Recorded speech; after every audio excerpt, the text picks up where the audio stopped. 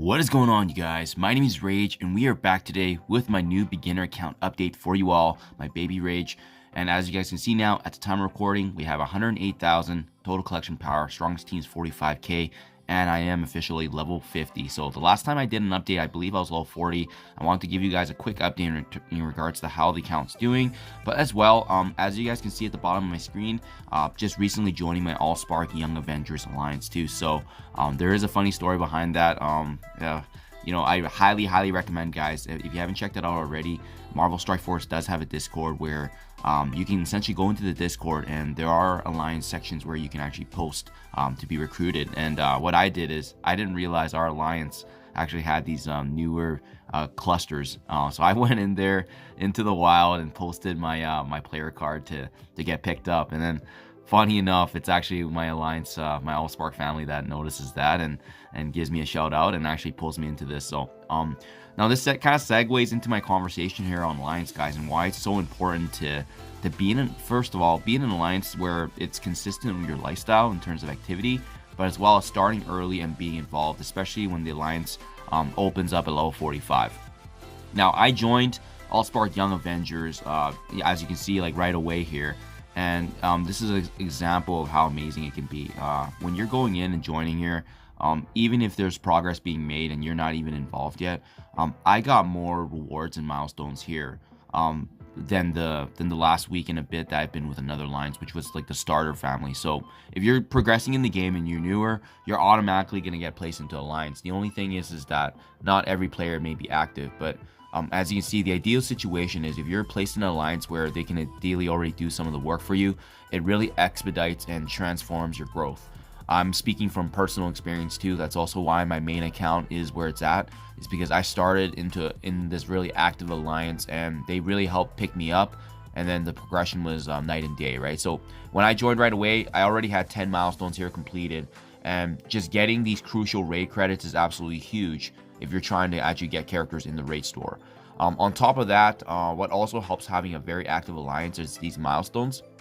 I'm not sure if you guys have noticed it in your progression here, all the way to level 40, level 50, so forth, but there's a couple of recurring milestones. We have Save the World, which is spending campaign energy. We have High Roller, which is spending gold.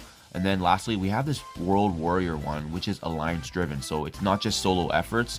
It's basically being active in the game and participating. So if you hit go here, and you can see I should be at the very bottom because I just joined and I barely did anything, 125 points, but it's a collective effort where everyone's engaged. And you can see here, obviously, there's certain individuals that are, really putting in their effort and contributing, which is absolutely huge. But the scoring is all based on just playing the game, being involved in arena, attack losing in alliance war, raids, blitz, so forth, right? But this actually all, attributes to a collective milestone. And you can see right away I joined today and I could claim everything up to milestone 17 out of 19, and every individual material and gear does help assist in your growth and development, because you have milestone fragments, which is going to help you unlock characters.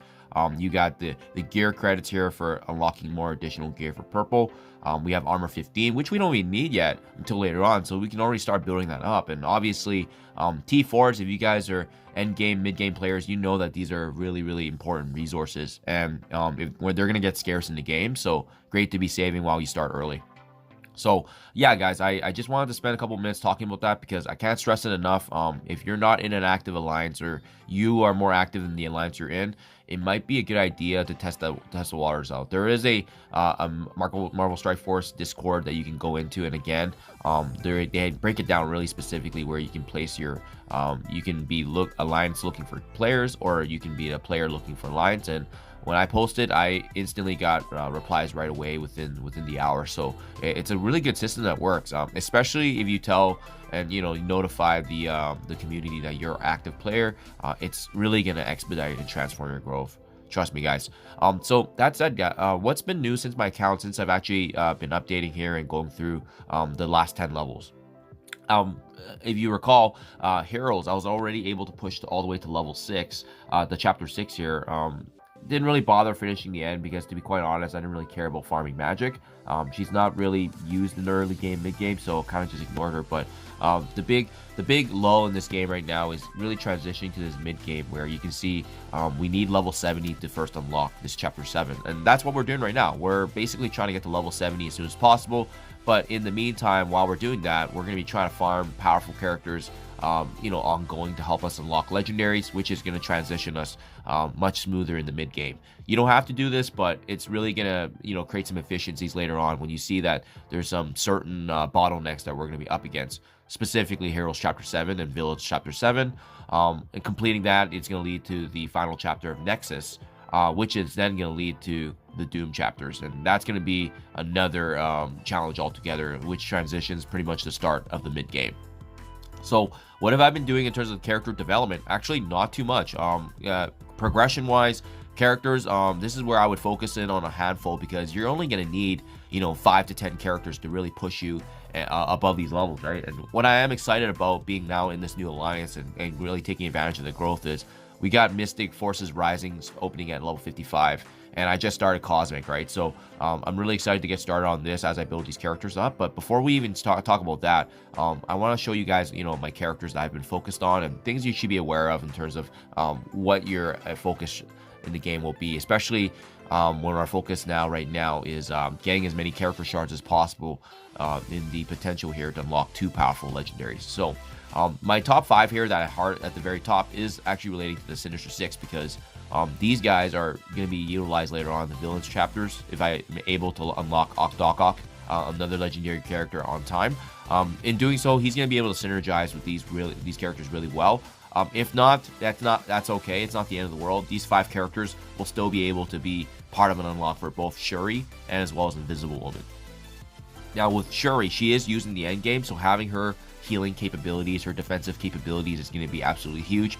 The caveat, however, is that we need all these characters at 5 yellow stars. So that really becomes the issue, right? Just being able to farm these guys day in, day out. So that's my daily routine right now. It's farming all these 5 characters as first and foremost. The second thing is, building up my main core team that's been able to push me through Heroes. It's helped out in Villains whenever there is Villains, but my Nexus chapters, I've utilized them because Nexus doesn't have a requirement. Cosmic, however, which is the next chapter, does require cosmic characters. So that's the other one we need to be wary of, and I'll touch base on that shortly after this. But first and foremost, my main core team has been Hulk, Thor, Hawkeye, Spider-Man, and as well as Yondu. You can see from them just being the highest levels out of all the other characters below them. And main reason is because of the synergy of the Wave 1, right? Hulk and Thor work really well together, especially with the reworks. Hawkeye didn't get much love in the reworks yet, but there's rumors that maybe a West Coast Avengers update could be in the works. Who knows when that could be. Spider-Man's an endgame character as well, and Yondu has also been reworked this year, so there's definitely value. I also really like how Yondu can summon minions to his side to heal and speed control, so forth, right? He's also got a very powerful piercing damage that goes through defenses. So all in all, that's been my main 5 character team that I've been using in Arena as well, but they've been pushing me through all the nodes. They can't be used all together in Heroes, but Nexus, we can use a combination of Heroes and Villains, so they've been really at most really critical for my success. Now, I did want to quickly touch on the importance of the Cosmic nodes, guys. Keep in mind, Cosmic nodes, which is next up, can only utilize Cosmic characters, so that's why I have my focus kind of watching this a little bit right now, because I realized that more than half my main core team is not going to be able to be utilized here. Hence my change in game plan here. I left Mordo as more of a stage 1, stage 2 for me to farm, but because of his rework and addition into the Dark Hunter meta, he got some buffs, so he's definitely going to be a more powerful character now that can be utilized in the mid game, transitioning end game. Dark Hunters can also be used for Scourge, so do what you want with that information if you will, but I personally don't want to build him up all the way to the very max, but I am going to utilize his skills and abilities because he's got some amazing crowd control. His Mesmerize ability can actually blind, and actually has slow as well, and his ultimate does have a heal block, and it's just critical later on for just being able to control the enemies and so forth. And he's got some short cooldown. He can actually replenish his own energy. So great sustain overall. All around a great kit. The only downfall, unfortunately, was before his stats, but they reworked him a little bit in terms of synergizing him with now another full team. So definitely good to know. I plan on bringing up Thor and Yondu. Those are the two that I definitely got lucky on. Doctor Strange Heartless was a really nice surprise because I got him from a Mega Orb. So because he's a villain and as well as Cosmic, you bet we're going to take advantage of that. Phyla Vel as well, got her lucky in the orb. So this is why it's important, guys. When you have premium orbs, milestone orbs, mega orbs, so forth early in the game, it's extremely important to open them because they're just going to give you access to characters that may not be available in my ultimate free-to-play beginner guide. My beginner guide focuses on just what's available to you free, but if there's these off chances and RNG random drops that occur, we definitely got to take advantage of it. Ravager Stitcher, I also got him from the calendar, right? So this may not be applicable to you guys if you're watching this video later on. So just keep that in mind. But some strong notable additions that's going to be available is Mordo, Thor, Yondu, and then just try to round out the rest of the team that you have. I mean, I'm trying to scroll down and see who's useful. I think Gamora and having the combination of Gamora and Nebula, if you can get them early enough, they're going to be providing value as well. So they are endgame characters. If you can get them unlocked, they can be also part of this Cosmic roster. So I likely will have them unlocked and utilized in my next video. But yeah, just food for thought, guys. That said, I do need to point out one of the most important chapters in this game is really getting to Nexus Chapter 4. Main reason is there's actually 3 end-game characters in this chapter, and this is what I'm starting to farm right now. Squirrel Girl, a no-brainer. Her Young Avengers needs to actually be utilized in the Scourge characters in the game, as well as Squirrel Girl. I actually used her in Dark Dimension 5, so, you know, don't feel bad. I'll bring her up. You can utilize her in other aspects, so you can likely bring her into Dark Dimension if you farm her enough. Nebula, like I said earlier, Infinity Watch is still a top 3, top 4 team in the game, in the end game, but Infinity Watch, because of their synergy, Gamora and as well as Nebula, they're always going to have value, especially in this early stage of the game where our investments aren't really wasted, just because we're going to be transitioning us to the mid game. Even if this team falls out of the meta by the time we reach the end game, these characters are going to provide value early, and that's what matters right now. And then same with Black Panther. The Wakandans getting a rework. These are 3 characters I'm going to start farming right away. And it's nice because they have some endgame value and they can be utilized in the other game modes if they're not used in the campaigns. That's the focus right now, really. So in terms of overall strategy, guys, not much has changed in terms of the farming the legendaries, but I can quickly run through it again. But I just wanted to give you a quick recap in terms of what's changed. My arena team, like I said earlier, my main 5, it's been working wonders for me, staying in the top 5, which is these 5 right here. Again, most of them consisting of the end game aspect. And the reason why we want to stay in this top 500, guys, if possible, especially in this range of 250, is because we're getting more power cores per day, and that's absolutely huge. I'm also going to be starting some raids here soon with this new alliance. They're carrying me, I bet you anything, so I'll try to make videos for some raids, but likely right now I'm too low level to make some meaningful stuff, but I'll definitely be in the works for what's on my plate next. So guys, last but not least, let's go ahead and just do a quick recap of all the different farming that you should be doing because that's really what we're doing right now in this end game stage, in preparation for the end game stage, sorry.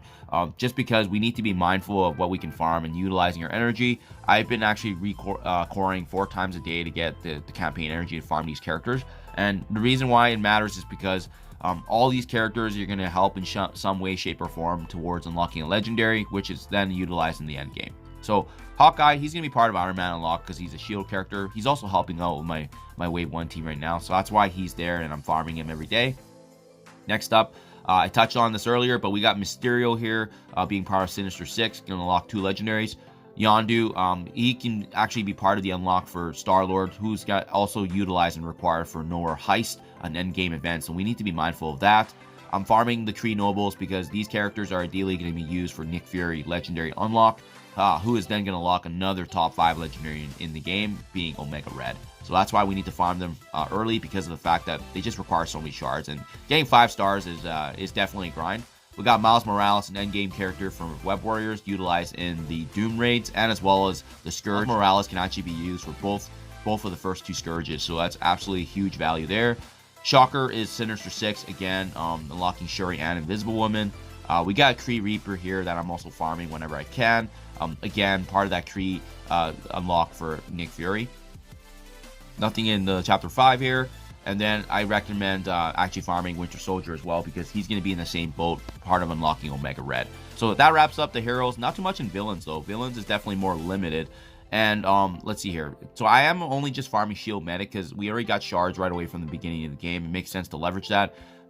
Leaving, you know, Black Widow as the odd personnel, because I just don't want to farm more energy for another shield character that's not used in the end game. We only need 5 characters to unlock Iron Man, so not part of that unlock here. So I just kind of left her as is because there's not really much value at that point. We left Green Goblin because we already have the 5 Sinister 6 ready to go. Let's see here. Chapter 4, I don't believe there was anything here. Oh, sorry. Chapter 4, if you have extra campaign energy, Wasp is needed because that's part of Pimtech, who then unlocks Jubilee, part of that meta right now in the mutants. That might change later on if we get another mutant team announced, but for the time being, that seems to be the safe approach. Not too much in Nexus as well. I am trying to farm Captain America, part of the shield unlock for Iron Man. Chapter 2 is nothing. Chapter 3, we do have another Kree that we can build up when you have spare energy, but you can see a lot of characters, right? Vision's another good one too, guys. Being part of Bionic Avengers and needed for the third Scourge, excuse me, the last Scourge, being the Death Scourge. This is something we need to be mindful of because we don't really know if they're the forerunner for this right now, but as more teams are announced, it'll be interesting. I'll make that confirmation in my earlier videos as well.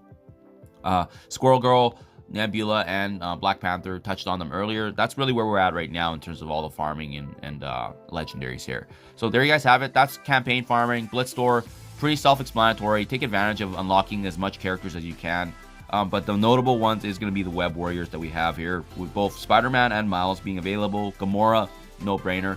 Once you have the spare Blitz energy, then you can worry about characters like Ant-Man, part of that Pimtech unlock, right? Rhino's another big one because we need his shards for the Sinister Six. So just keep that in mind. The same with Electro. So a lot of things going on here, guys. That's why we really do need to take our time and understand which legendaries. Focus on 1 to 2 legendaries at a time. You know, Negasonic, part of X-Force as well, needing Doc Ock. So I still recommend it because I think Doc Ock right now, I'm not seeing too much of Baron Zemo. He's the one I'm focused on in the raid store. But, you know, Doc Ock is a backup plan if that doesn't shake out. Arena store, I've been focusing on the ones that I just need for legendary. So Shatterstar, part of X Factor, later on needed as part of the Adam Warlock unlock. And otherwise, I just got access to the War Store, so I'm paying attention here as much as I can. But right now, I'm only focusing on characters that need the legendary unlocks, so such as Ghost here. So there you guys have it. That's a pretty quick overview in terms of what I'm doing right now in the game. It's going to be a standstill for a little bit just because not much is going on, but at least I can start with the raids now. So hopefully that gives you guys some input in terms of what the strategy is at this point, because it should be just the mindset of unlocking as many characters as possible and the focus on those characters unlocking ultimately legendaries that will transition you to the mid game. Thank you as always, you guys. Please let me know what you can't think in the comments below, and I'll see you guys in the next one.